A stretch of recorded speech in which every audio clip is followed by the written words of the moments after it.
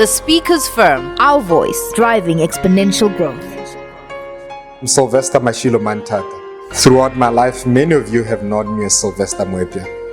I am an example of a South African man, and unfortunately many South African men who've grown up in families that have been broken, in families where one did not get affirmation, validation, and love. I had a childhood where I had a father, but he actually was not even there, and he could just as well have not been there. I then learned in 2015 that the man that raised me, that I thought was my biological father, is actually not my father. As one can imagine, I went through a period of darkness, a period of despair, confusion, and a loss of identity. But what I also know is that throughout my life, I have been empty. I have been seeking for something to fill that gap, that void of not being affirmed by my own father. I got married, and I repeated some of the mistakes that I thought I would never make. I looked at myself in the mirror and I did not recognize the man that I had become.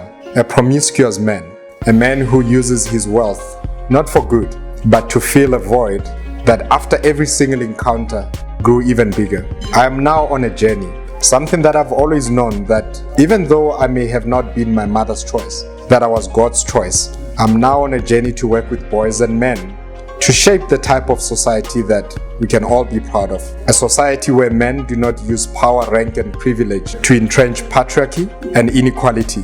This is my story, and I'm telling it.